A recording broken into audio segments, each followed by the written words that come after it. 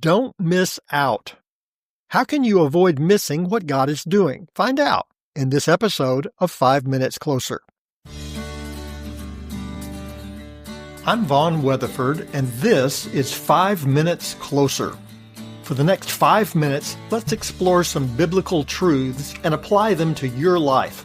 No podcast, including this one, can transform your life or give you what you really need. Only Jesus can do that. You can find out why in what I've called the first five episodes of 5 Minutes Closer. Each following episode explores scriptural truths that, if you follow them, will bring you 5 minutes closer to the person God created you to be.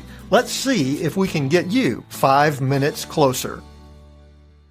John chapter 11 gives the account of an extraordinary miracle. Jesus brings back to life a man who had been dead for 4 days. Jesus' purpose for the miracle was the same as for all of his miracles: to reveal to those who witness the miracle that he is the Son of God. That happened for many of the people who were there the day Lazarus came back to life. According to verse 45 in John chapter 11, many of the people who saw Lazarus come out of the grave put their faith in Jesus. It's not hard to understand why. What is hard to understand is that some of the people who witnessed the raising of Lazarus out of the grave did not choose to follow Jesus. Here's what they did, according to John chapter 11, beginning with verse 46. But some of them went to the Pharisees and told them what Jesus had done. So the chief priests and the Pharisees gathered the council and said, "What are we to do? For this man performs many signs." Some were coming to faith. Some came to a meeting. Go figure. Unfortunately, it gets worse, according to verse 48. Here's what they said at the meeting. "If we let him go on like this, everyone will believe in him, and the Romans will come and take away both our place and our nation. If we let Jesus keep bringing people back from the dead, we're going to lose the election next year. The Romans will be mad. They'll be rioting in the streets."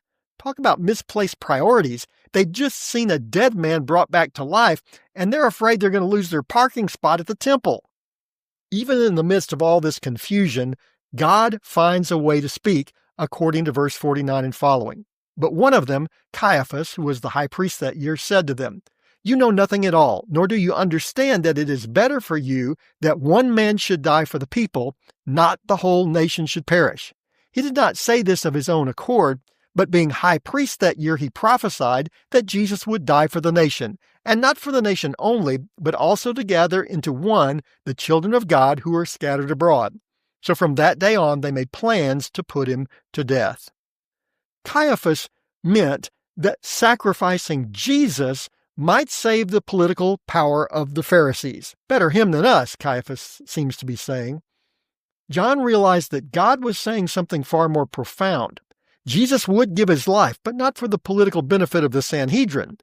Jesus would die on the cross and rise again for all who from every nation would place their faith in him.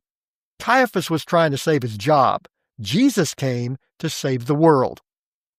Growing up, I always wanted to see a shooting star. I'd go outside at night and watch for what seemed like hours. It was probably only 15 minutes, but in 7-year-old minutes, that's several hours. I never could see one. So I got my sister to help me. That made it worse. Not only did I not see a shooting star, but I had to listen to her saying, "Did you see that one? Ooh, that was a good one. Did you see it?" Somehow I was always looking the wrong way. Caiaphas and all his pals are a pitiful lot.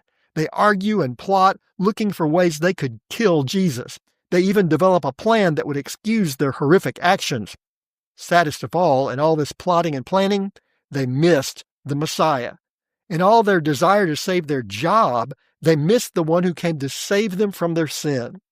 Don't make the same mistake. Don't miss what Jesus came to do.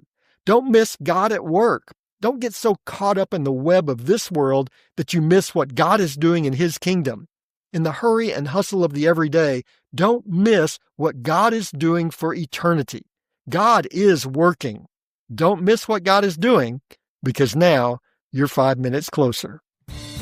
My prayer is that these 5 minutes have challenged you, inspired you, and caused you to consider applying God's message for your life from His Word. To find out more, visit our website at 5minutescloser.com.